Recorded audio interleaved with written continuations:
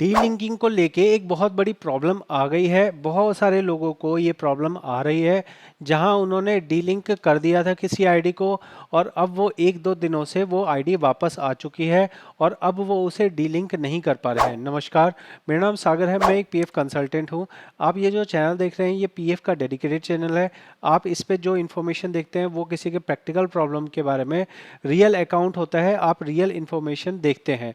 तो यहाँ हो ये रहा है कि बहुत सारे लोगों ने पिछले 1 से 2 महीनों के अंदर में बहुत सारी आईडी को डीलिंक किया है जहां कंट्रीब्यूशंस नहीं आ रहे थे और वो प्रॉपर लीगल तरीके से डीलिंक हुआ था। अब यहाँ सिस्टम में क्या हुआ, क्या इन्होंने अपडेट किया, क्या नहीं किया, पता नहीं। लेकिन अभी बहुत सारे लोगों ने मेरे को, पर्टिकुलरली 2 लोगों ने मेरे को केस बताया है जहां उन्होंने एक लीगल तरीके से आईडी को डिलीट कर दिया था क्योंकि वहां कंट्रीब्यूशन नहीं आया था और अभी वो 1-2 दिन के अंदर में ही वो आईडी वापस आ चुकी है। तो ये वीडियो बनाने का मकसद ये है कि क्या आप भी ऐसे लोग हैं जिनको इस तरह की प्रॉब्लम फेस हो रही है जहां डीलिंकिंग वाली आईडी वापस आ गई है और अब वापस आने के बाद अगर मैं मेंबर होम पे जा रहा हूं और मैं व्यू में जा रहा हूं, सर्विस हिस्ट्री में जा रहा हूं, डीलिंक करने की कोशिश कर रहा हूं, तो मुझे ये कंट्रीब्यूशन वाला एरर मैसेज आ रहा है। अगर ऐसा आपके साथ भी आ रहा है तो आप मुझे कमेंट में बता सकते हैं। आप लोगों के मदद होगी, बाकी लोगों से भी मदद आपको मिलेगी, जहाँ पे बाकी लोगों के व्यू को भी आपको जानने को मिलेगा। इसका ऐसा कोई भी सॉल्यूशन नहीं है। कंट्रीब्यूशन अगर आ रहा है, अगर कंट्रीब्यूशन आपको, अभी बहुत सारे लोगों को ना पासबुक में कंट्रीब्यूशन दिख भी नहीं रहा, वो कह रहे हैं भाई कंपनी से हमने बात करके ही डीलिंक किया था। मतलब ऐसा नहीं कि कंपनी ने वापस से चढ़ा दिया हो।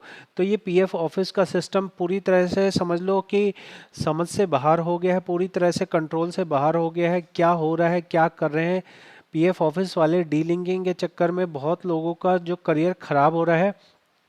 यहाँ रिक्वेस्ट कर करके थक चुके हैं, लेकिन उसके बाद भी यहाँ पे पीएफ ऑफिस के कानों पे जू नहीं रेंगती है। आप लोग इसमें फीडबैक बताइए, कमेंट में बताइए कि क्या आपके केस में क्या ऐसा हुआ है कि डीलिंकिंग वाली आईडी वापस आ गई हो, और अगर वापस आ गई है तो आपको कितनी प्रॉब्लम आ रही है ये भी कमेंट में बताइए। साथ में ही यहाँ पे पीएफ ऑफिस ने जो डीलिंकिंग के बारे में एक ओपन में बताया था कि हम जो है ना डीलिंकिंग के ऑप्शन को लाने वाले हैं, जल्दी ले आएंगे, वो अभी तक ऑप्शन नहीं आया है। तो इसके लिए जो है पीएफ ऑफिस को ही वर्किंग करनी पड़ेगी। कृपया करके किसी भी स्कैम में ना फंसे जहां आपके पास में आपकी पर्सनल इंफॉर्मेशन लेके, आधार कार्ड लेके, फिर आपकी आईडी में एक आईडी हटाने की बजाय और नई आईडियां डाल दी जाती हैं ताकि आपको लूटा जा सके। जैसा कि आप ये एग्जांपल देख रहे हैं जहां 10,000 रुपये लूट लिए गए।